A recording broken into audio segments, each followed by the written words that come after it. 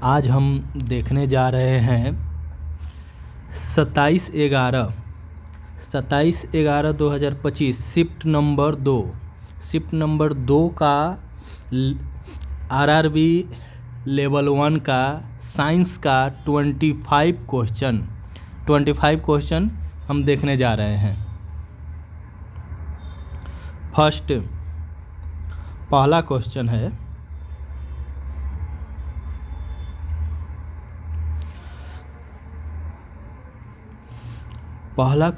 कि जीवों में लैंगिक जनन के संबंध में सही विशेषता का चयन कीजिए। तो ये ऑप्शन डी, ये चारों ऑप्शन देखना ज़रूरी है क्योंकि रेलवे जो है प्रीवियस ईयर पर विशेष काम कर रहा है। प्रीवियस ईयर आप सॉल्व कर लेते हैं रेलवे के एग्ज़ाम के, तो आप बहुत अच्छा एग्ज़ाम में कर सकते हैं। तो तीन ऑप्शन आप देख लीजिएगा, पढ़ लीजिएगा, हम आंसर सिर्फ बताएंगे, ठीक है। तो इसमें है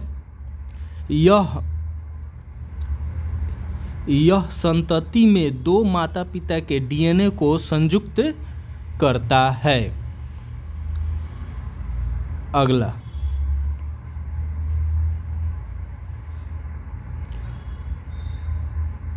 है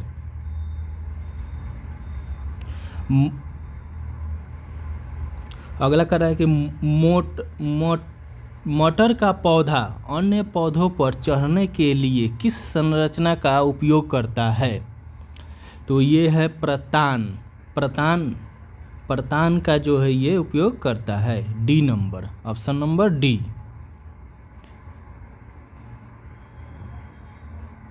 तीसरा क्वेश्चन है,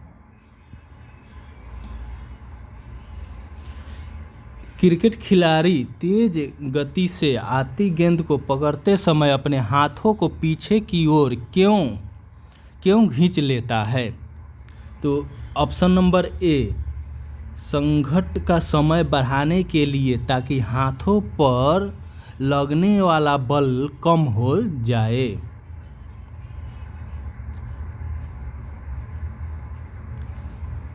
नेक्स्ट,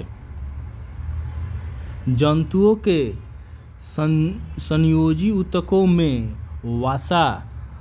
वसा कोशिकाएं ल्यूब्लिक्स में उपस्थित होती है, जो डैश के विभाजन द्वारा पृथक होती है। तो ये है कोलेजन और इलास्टिन तंतु के द्वारा, ऑप्शन ए।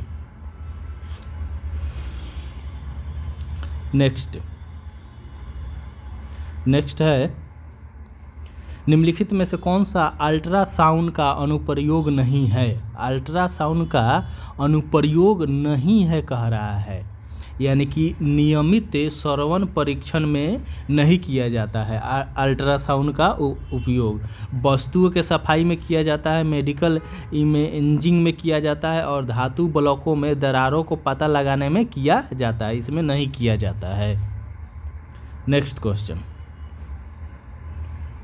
नेक्स्ट पर आते हैं।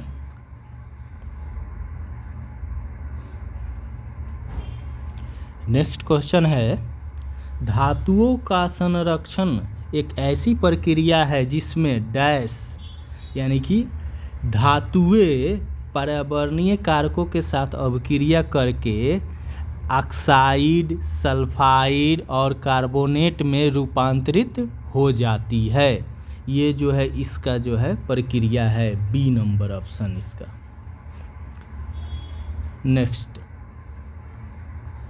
नेक्स्ट है, निम्नलिखित में से कौन सा वंशागति के संबंध में मेंडल के निष्कर्ष को सही रूप से दर्शाता है।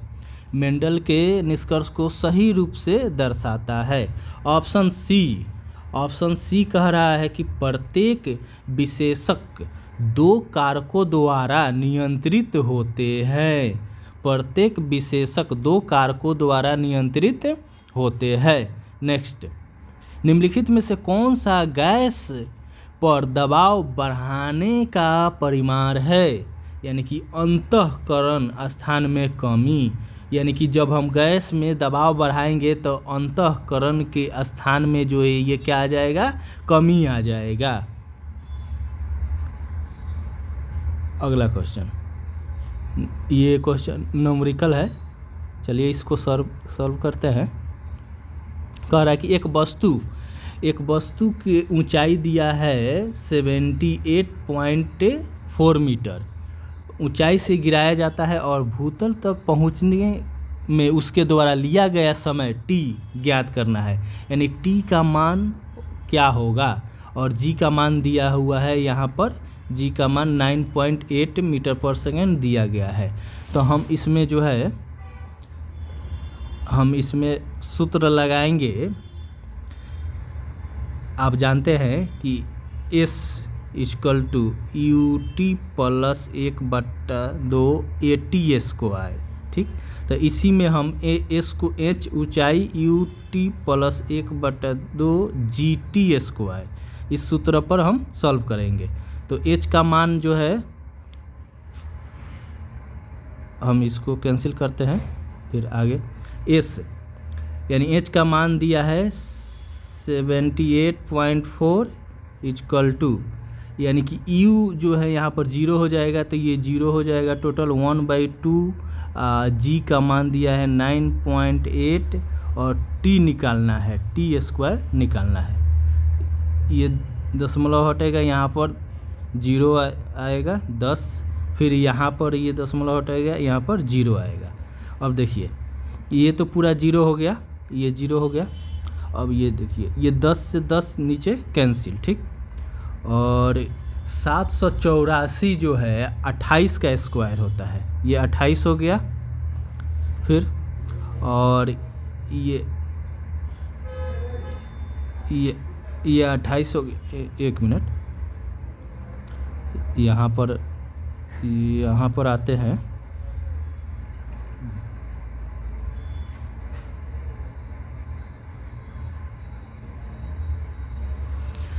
ये हो गया 728 और ये आ जाएगा 98, यहाँ पर 98 नहीं, ये 2 से कट जाएगा, ये 49 हो जाएगा, ये 49 इधर आ जाएगा।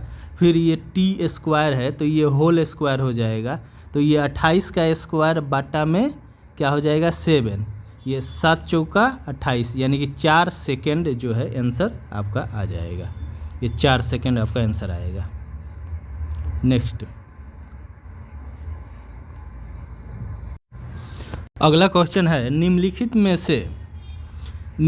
से कौन सी विधि फसलों के लिए जल उपलब्धता में वृद्धि हेतु सिंचाई की नई पहल का हिस्सा है? यानी वर्षा जल संचय और जल संग्रह प्रबंधन। नेक्स्ट आते हैं, यदि किसी तार की लंबाई को दुगुनी कर दिया जाए और उसका अनुप्रस्थ काट क्षेत्रफल आधा कर दिया जाए तो उसका प्रतिरोध क्या हो जाएगा? तो हम जानते हैं R = ρL/A क्रॉस एरिया। तो ये कह रहा है कि लंबाई को हम दोगुनी कर दें, लंबाई को दोगुनी कर दिया, फिर उसके बाद से क्षेत्रफल को आधी कर दिया जाएगा और ये ऊपर चला जाएगा, यानी कि 4 हो जाएगा ρ4L/A, यानी कि 4 गुना हो जाएगा।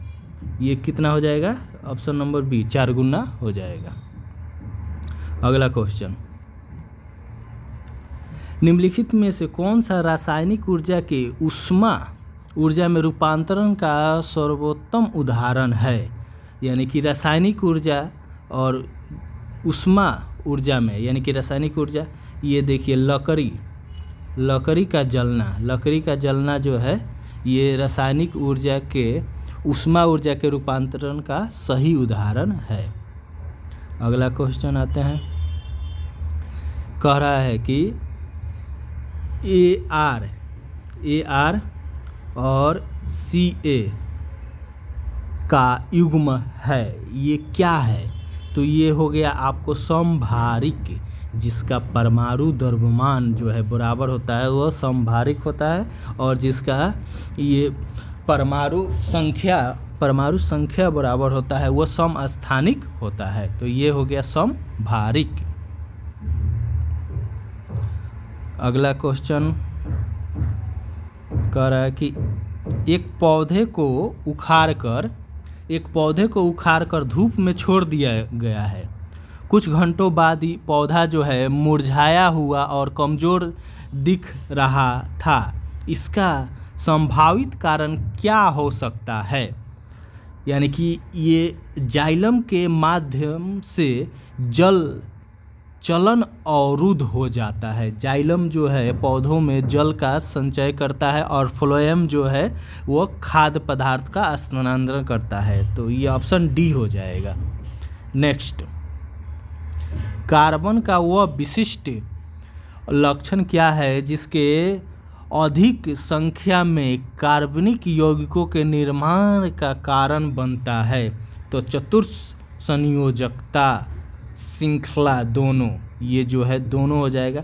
इस कार्बन में 4 गो जो है संयोजी इलेक्ट्रॉन रहते हैं और जो इस श्रृंखला बनाने में सक्षम है।